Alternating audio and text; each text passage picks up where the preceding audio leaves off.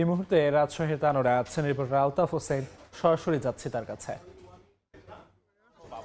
শিশু সাজিদের জানাজা কিছুক্ষণের মধ্যেই শুরু হবে। এই মুহূর্তে আমরা দেখছি ঠিক যে জায়গাটিতে দুর্ঘটনাটি ঘটেছে, এই মর্মান্তিক ঘটনা, তার পাশেই মাঠে শিশু সাজিদের জানাজার প্রস্তুতি চলছে। অর্থাৎ এই মুহূর্তে আমরা দেখছি মুসল্লিরা সারিবদ্ধ হয়ে দাঁড়িয়েছে এবং জানাজার পূর্ব প্রস্তুতি হিসেবে এখানে স্থানীয় যারা জনপ্রতিনিধি এবং একই সঙ্গে মসজিদের ইমাম তারা কিন্তু কথা বলছেন এবং তারা কিন্তু এরপরেই বক্তব্যের পরেই কিন্তু জানাজা অনুষ্ঠিত হবে।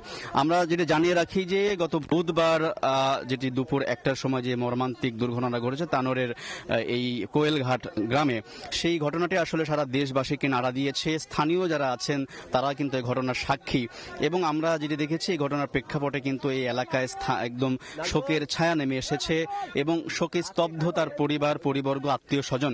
আমরা ঠিক কিছুক্ষণ আগেই তার বাড়িতে ছিলাম, তার বাবা মায়ের আহাজারি দেখেছি এই ঘটনার প্রেক্ষাপটে। এবং শিশু সাজিদকে গতকাল রাতে যখন উদ্ধার করা হয়, আসলে সবারই প্রত্যাশা ছিল যে সাজিদকে যেন জীবিত উদ্ধার করা হয়, কিন্তু অবশেষে তাকে আর জীবিত রাখা যায়নি। চিকিৎসকরা তাকে মৃত ঘোষণা করেছে এবং সাজিদের এই মৃত্যুর ঘটনায়, এই মর্মান্তিক ঘটনায় আসলে এলাকার বাসীর চোখেও আমরা পানি রেখেছি এবং তারা আফসোস করছে এবং তারা বলছেন যে এত মর্মান্তিক যে ঘটনা, যেটি আসলে প্রত্যেকের হৃদয়ে নাড়া দিয়েছে এবং তারা প্রত্যাশা করেছিল তাকে যেন জীবিত উদ্ধার করা যায়, কিন্তু অবশেষে তাকে অনেক চেষ্টা করেও কিন্তু তাকে আসলে বাঁচানো যায়নি।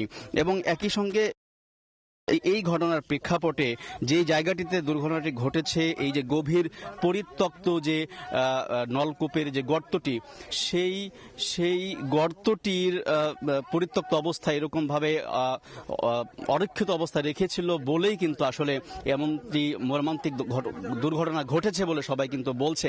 এবং একই সঙ্গে স্থানীয় বাসিন্দারা কিন্তু দাবি করছেন যে এমন ঘটনা যাতে না ঘটে, সবাইকে সচেতন থাকার আহ্বান জানিয়েছেন। এবং একই সঙ্গে এই যে জায়গাটিতে এই গভীর নলকূপটি ছিল, সেই জায়গাটি এরকম আরো আশপাশে অনেকগুলো জায়গা আছে এরকম যেখানে গর্ত থাকতে পারে বলে স্থানীয়রা অনেকে বলছেন। তো এই ছিল শিশু সাজিদের সাথে যে মর্মা ঘটনা, সেই ঘটনার এবং তার জানাজার নামাজের যে পূর্ব প্রস্তুতি চলছে তার শেষ খবর।